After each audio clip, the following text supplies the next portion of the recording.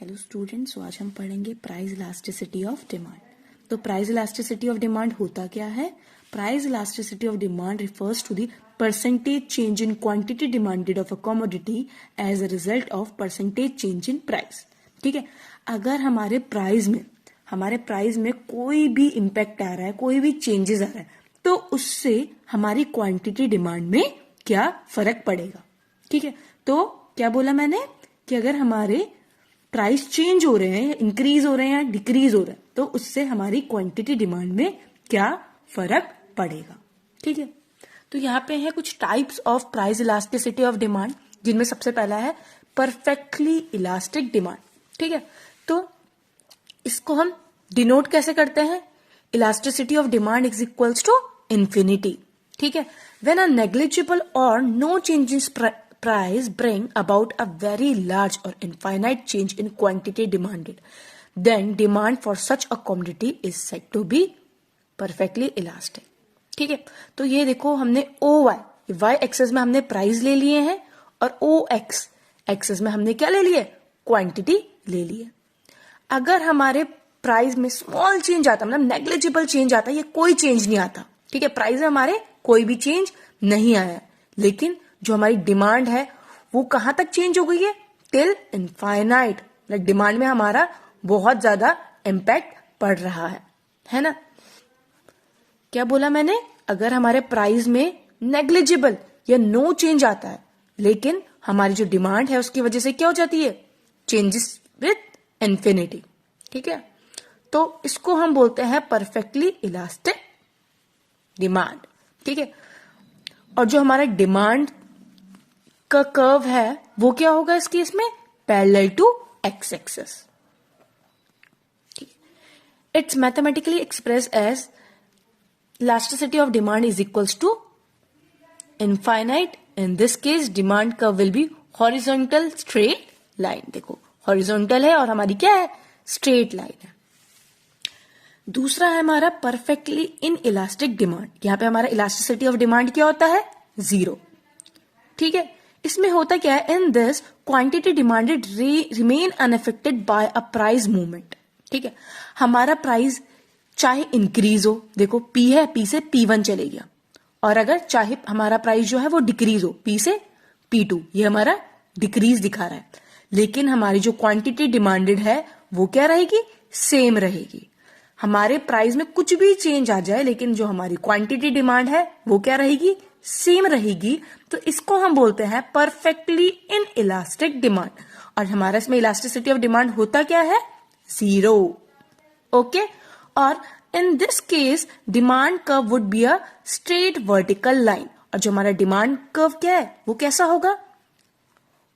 Vertical straight line parallel to y axis. ठीक है, next one is elastic demand. ठीक है, इलास्टिक डिमांड मतलब when elasticity of demand is greater than 1। ठीक है, तो इसका मतलब क्या है? When the change in the quantity demanded of a commodity is more than the proportionate change in price, then the demand for a commodity is said to be elastic. ठीक है, same representation है, यहाँ पे हमारा price है, यहाँ पे हमारी क्वांटिटी डिमांडेड है। देखो हमारे प्राइस में क्या है? थोड़ा सा इफेक्ट आया, थोड़ा सा, है ना? अगर हमारा थोड़ा सा प्राइस में इफेक्ट आने से हमारी डिमांड जो है वो क्या हो रही है?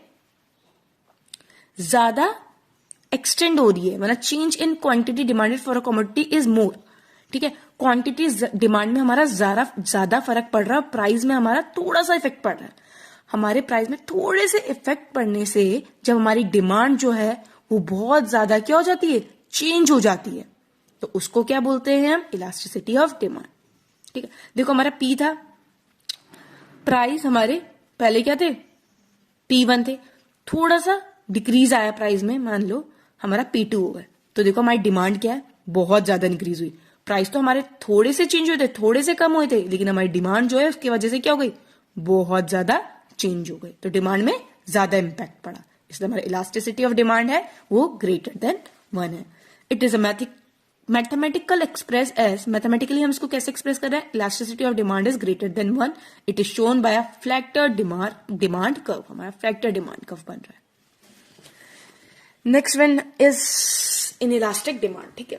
तो इनइलास्टिक डिमांड में क्या है, when the change in quantity demanded for a commodity is less than a proportionate change in price for the demand of a commodity is said to be inelastic, ठीक है। तो इसमें इन्होंने क्या है, when the change in quantity demanded of a commodity is less, ठीक है, हमारा क्वांटिटी डिमांडेड में कम इफेक्ट पड़ा है और जो प्राइस है उसमें ज्यादा इफेक्ट पड़ा है। देखो प्राइस क्या है हमारा, अगर हमारा प्राइस P1 था तो P2 बहुत ज्यादा फॉल हुआ है, ठीक है, प्राइस हमारा बहुत ज्यादा फॉल हुआ है, लेकिन इसकी वजह से डिमांड में हमारा थोड़ा सा इफेक्ट पड़ा है, ठीक है। हमारी डिमांड पहले क्या थी, क्वांटिटी डिमांडेड हमारी Q1 थी, अब हमारी डिमांड थोड़ी सी और बढ़ गई है Q2, लेकिन प्राइस में क्या दिख रहा है आपको, बहुत ज्यादा फॉल दिख रहा है, उसकी वजह से डिमांड थोड़ी सी इफेक्टेड हुई है, तो इसको बोलते हैं हम इनइलास्टिक डिमांड। इसमें हमारी इलास्टिसिटी ऑफ डिमांड जो है वो क्या होती है, लेस देन 1, ठीक है। तो इन दोनों में यही फर्क है। देखो इसमें प्राइस में तो थोड़ा सा इफेक्ट पड़ रहा है, ठीक है, थोड़ा सा प्राइस में इफेक्ट पड़ने से डिमांड में बहुत ज्यादा इफेक्ट पड़ रहा है, और इनइलास्टिक डिमांड में इसका अपोजिट है, प्राइस में ज्यादा इफेक्ट पड़ रहा है, ठीक है, प्राइस में ज्यादा इफेक्ट पड़ने के बाद जो हमारा क्वांटिटी डिमांड है उसमें थोड़ा सा इफेक्ट पड़ रहा है, ठीक है। लास्ट है हमारा unitary elasticity of demand. Unitary elasticity of demand में हमारा इलास्टिसिटी ऑफ डिमांड क्या होता है, इक्वल टू 1, ठीक है। क्या होता है हमारा elasticity of demand, equal to 1 when the proportionate of change in quantity demanded is equal to the same as the change in price, the demand is said to be unitary elastic, ठीक है। जितना हमारा price में impact पड़ेगा उतना ही हमारा demand में impact पड़ेगा, तो वो क्या होता है हमारा यूनिटरी इलास्टिक डिमांड। मैथमेटिकली कैसे एक्सप्रेस करेंगे, elasticity of demand is equal to 1, और याद रखना जो हमारा यूनिटरी इलास्टिक डिमांड होती है उसको हम और क्या बोलते हैं, इसमें हमारा डिमांड कर्व कैसा होता है, रेक्टेंगुलर हाइपरबोला,